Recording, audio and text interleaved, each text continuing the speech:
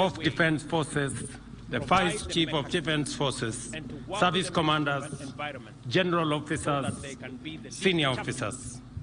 The Commandant of Defense Forces Recruits Training School, our new soldiers and families, our distinguished guests, ladies and gentlemen. Today, we assemble with mixed emotions at this grand pass-out parade. On one hand, we are immensely proud of the accomplishments of the illustrious recruits of this cohort. And at the same time, we continue to mourn the recent tragic loss of our departed gallant soldiers, including the late Chief of General Defense, General Francis Omondi Ogola. Their death left a void in our ranks and in our hearts as members of the Kenya Defense Force community, government, and citizens of Kenya. General Ogola's wise leadership, magnificent example, integrity and dedication exemplified the best of Kenyan professionalism, representing the KDF at its finest and serving as a beacon for all of us. His legacy will continue to inspire many. Please, let us stand for a moment of silence to honor his memory and the lives of those lost alongside him. Mnatumikia taifa letu na vilevile mnatumikia Mwenyezi Mungu. Biblia inasema katika Mathayo 5:9 kwamba blessed are the peacemakers, for they will be called the children of God. As you participate in keeping the peace, in making peace, and in securing our country, you will not only be serving our nation. Thank you very much. But you will be serving the Ladies and gentlemen, this ceremony marks the conclusion of basic military training for the fine and brave young men and women before us, ushering in the beginning of their career in our defense forces that will certainly be challenging and eventful, yet deeply fulfilling. Your training has equipped you with basic skills and helped you to develop the temperament, discipline, and fortitude to successfully embark on a military career. Henceforth, you will begin to grow into your new career, always bearing in mind that millions of your countrymen and women count on your courage and integrity, skill and strength, discipline and commitment to protect our nation.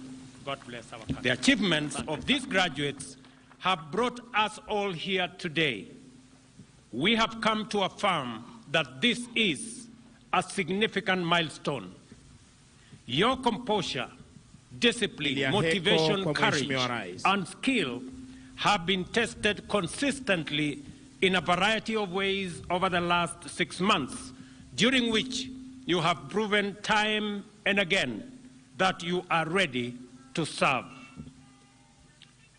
Your cohort stands out for both its size and diversity.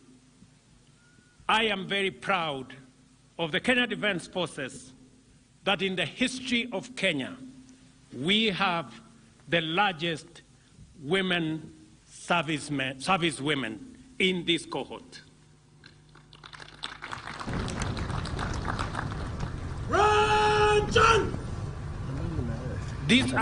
Mkuu wa gwaride hii sasa kija kumwomba kwa heshima Rais wa Jamhuri ya Kenya na Amiri Jeshi Mkuu wa majeshi yote ya ulinzi idhini ya kuweza kuondoa askari hao wapya uwanjani.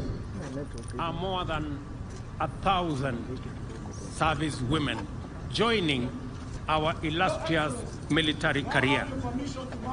As you transition to your respective services, formations, and units, I remind you of the nation's expectations that you must live up to your professional duty by sustaining diligence and team spirit, that you will always and at all times serve the people of Kenya with impartiality and integrity, and that you will respect, uphold, and defend the harmony, unity, and diversity that distinguish and empower our great nation. The oath of allegiance that you have taken today initiates a sacred trust on behalf of the people of Kenya, committing you irrevocably to embody the values of patriotism, professionalism, loyalty, and selflessness as the bedrock of your responsibilities as members of the Kenya Defence Forces. On behalf of the people of Kenya, I remind you that the prosperity and security of our nation rely on your steadfast commitment to these ideals in the course of your duties of protecting the sovereignty and territorial integrity of the Republic of Kenya and defending it from all internal and external threats. The Kenya Defence Forces symbolize resilience and dedication in defending our sovereignty and championing initiatives that strengthen our human security. I take this opportunity to commend the KDF for your exemplary contribution to national afforestation efforts. As you know, this campaign is a cornerstone of our national strategy to combat climate change and enhance our environmental resilience, thereby promoting overall security for our people, their properties, and livelihoods. Further, I commend the KDF for their tireless efforts and effective disaster response in the midst of the devastating floods which have affected many parts of our country. The government is committed to relocating and resettling affected families and to significantly enhance national disaster response capabilities to be even better prepared for future emergencies. Further afield, I celebrate the KDF for their iconic peacekeeping role, which complements our nation's well-established credentials in our region and enhances our capacity to face an ever-increasing, delicate, complex, and challenging regional and global diplomatic and security environment. Whether in peace support missions abroad or national development projects at home, your actions reflect competence and efficiency worthy of our trust and the esteem in which our nation is held on the global stage.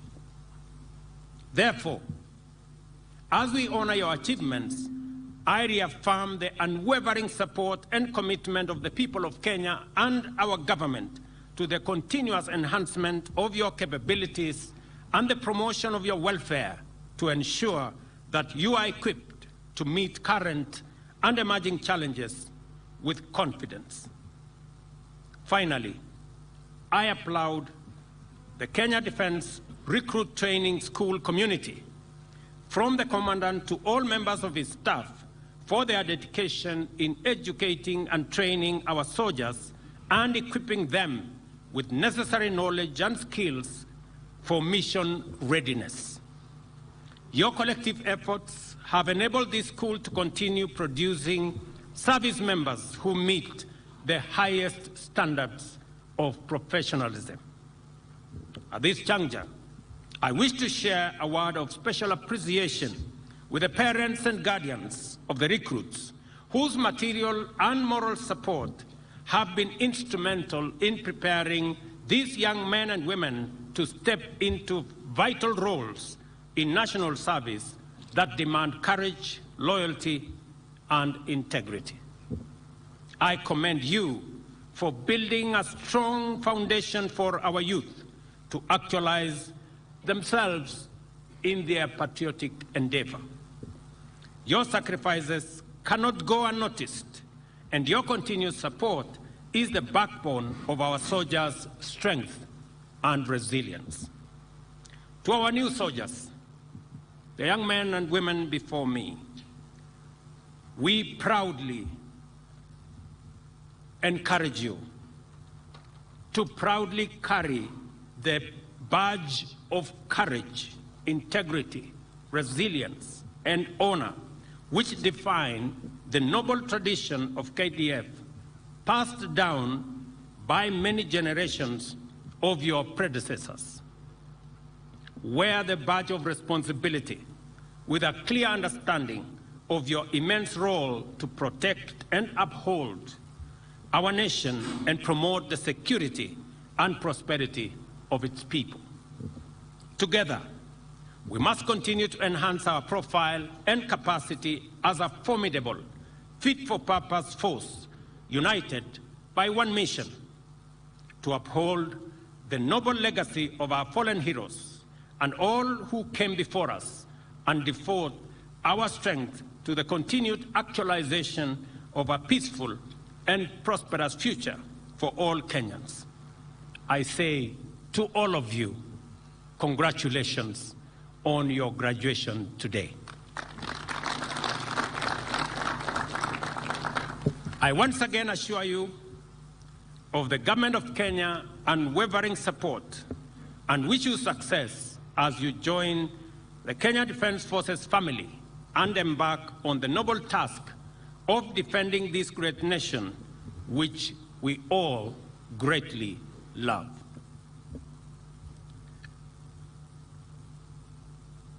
And to KDF, I have an assignment for you.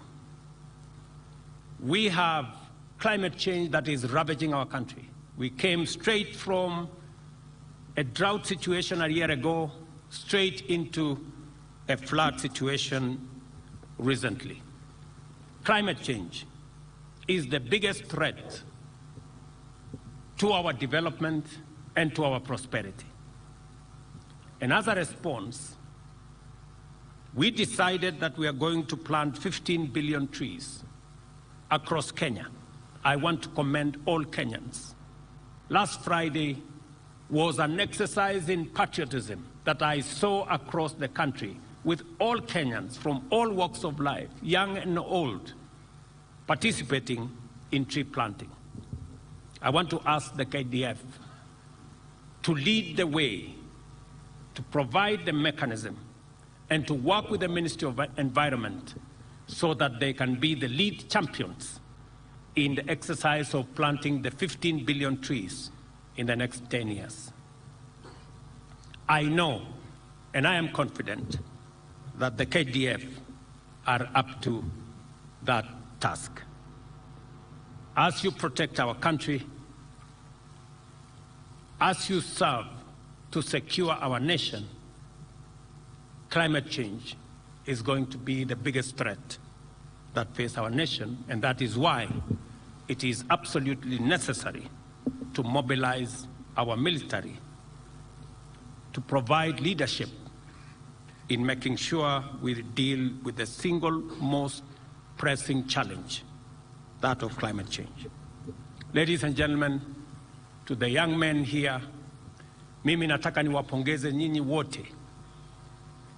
Mahali mmefika leo ni mahali pa heshima. Training ambayo mmepitia imewafanya na imewaondoa sasa kutoka raia, sasa nyinyi ni wanajeshi. Na nchi yetu ya Kenya inawategemea. Sisi wote, wazazi wenu walio hapa na Wakenya wengi ambao wanatazamia kuishi katika nchi yenye amani na utulivu, wanawaombea ili mtekeleze majukumu yenu, mkijua ya kwamba mnatumikia taifa letu na vile vile mnatumikia Mwenyezi Mungu.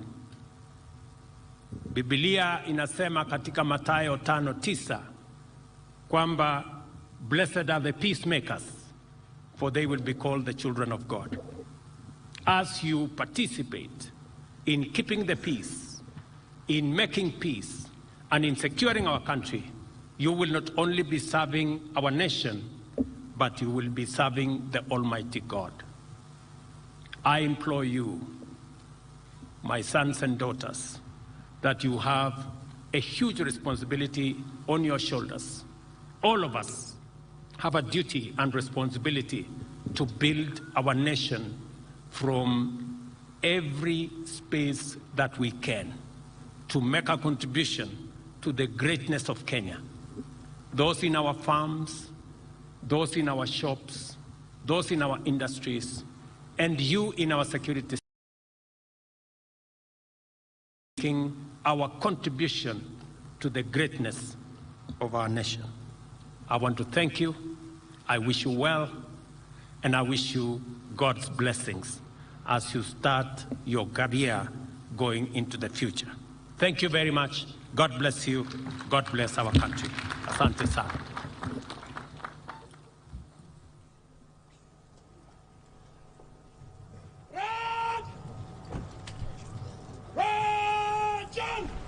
Kwa heshima naomba sote tusimame kwa ajili ya heko kwa Mheshimiwa Rais. Remove headdress!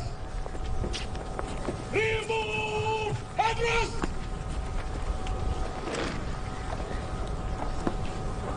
Three cheers for His Excellency the President! Up, up!